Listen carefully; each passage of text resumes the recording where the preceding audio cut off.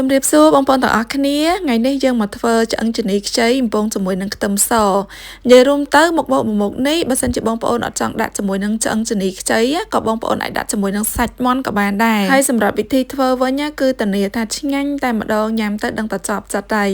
ចាដំបូងហ្នឹងគឺយើងចាប់ផ្ដើមមានឆ្អឹងជំនីខ្ចីនេះគឺជាឆ្អឹងជ្រូកបើសិនជាយើងអត់មានឆ្អឹងជំនីខ្ចីយើងដាក់ឆ្អឹងជំនីជ្រូកធម្មតាក៏បានដាក់សាច់មាន់ក៏បានហើយសាច់មាន់ហ្នឹងដាក់ផ្នែកស្លាបសុតក៏ផ្លូវឬមួយក៏មាន់មកតួខ្លួននឹងក៏បានដែរក៏កាប់វារៀងទូចតិចទៅចាបន្ទាប់មកគឺខ្ញុំយកសាច់ឆ្អឹងជំនីខ្ចីនឹងយកមកប្រឡាក់មួយរ៉ូឌីបន្តិចបន្ទាប់មកគឺខ្ញុំមានម្សៅមីចាគឺយើងប្រឡាក់ជាមួយនឹងម្សៅមីដើម្បីយកវាទៅបំពងយើងធ្វើបែបហ្នឹងគឺធ្វើឲ្យសាច់ជ្រូកយើងនឹងឡើងស្រួយឆ្ងាញ់បន្ទាប់ពីយើងប្រឡាក់ឆ្អឹងជំនីខ្ចីយើងហើយនេះយើងចាប់ផ្ដើមដាក់ខ្ទះដាក់ប្រេងឆាចូលហើយយើងបំពង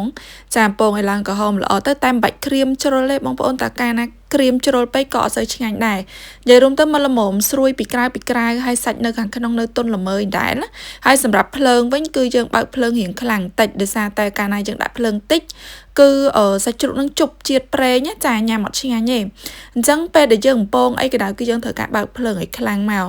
ចានៅពេលដែលសាច់ជ្រូករបស់យើងឡើងពណ៌ក្រហមល្អប៉ុណ្នេះហើយគឺយើងចាប់ផ្ដើមស្រង់ចេញចាយើងស្រង់ចេញហើយយើងទុកម្លាយទៅហើយសម្រាប់ឆ្អឹងជំនីខ្ចីនេះបងប្អូននៅយើងយកទៅធ្វើមុខអីក៏ឆ្ងាញ់ដែរពីច្រើនគឺខ្ញុំចូលចិត្តញ៉ាំខ្លាំងមែនទែនហើយសម្រាប់ឆ្អឹងជំនីខ្ចីហ្នឹងគឺខ្ញុំទិញនៅប្រទេសស្វីសទិញនៅកន្លែងគេកាប់សាច់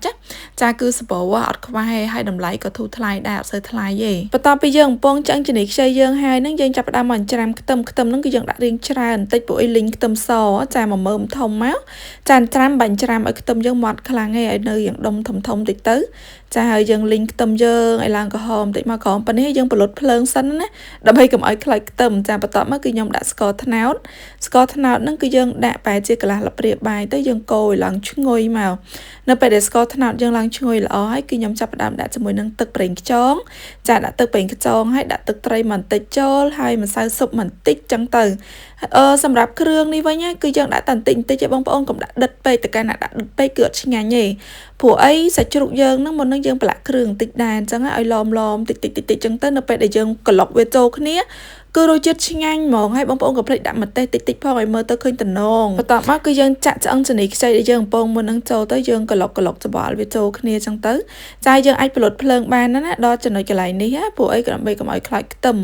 ចាយើងក្លុកវាចូលគ្នាទៅហើយចុងក្រោយគេគឺយើងបន្ថែមមួយជីលឹកខ្ទឹមអីហ្នឹងចាដើម្បីមើលទៅឃើញសោភ័ណភាពមើលពណ៌មើលអីឃើញរឹតតែស្រស់ស្អាតចឹងណាចាប៉ុណ្្នឹងមកគឺរាល់ជាការស្រេចហើយកុំភ្លេចភ្លក់ផងចាឥឡូវនេះគឺឆ្អឹងជំនីខ្ចីលីងខ្ទឹមសយើងគឺថាឆ្អិនរួចរាល់ហើយមិនដែរបងប្អូនតំណងអត់ចាបើសិនជាថ្ងៃនេះបងប្អូនអត់ដឹងថាត្រូវធ្វើមុខម្ហូបអីញ៉ាំទេកុំភ្លេចសាកល្បងធ្វើមុខម្ហូបនេះញ៉ាំទាំងអស់គ្នាគឺធានាថាឆ្ងាញ់ចប់ចិត្តតែម្ដងសម្រាប់បងប្អូនចង់បានបងម្ទេសសាច់ក្តាមបងម្ទេសពងក្តាមត្រីកន្ធរលីងកាពិបុកខូបកងបុកជូរបុកសាច់ត្រីកាភ្លៀងបុកត្រីឆ្អើរទឹកបុកផ្សំគ្រឿងអីហ្នឹងកុំភ្លេចឆាទៅពេកតូបចាប់ហួយនីសា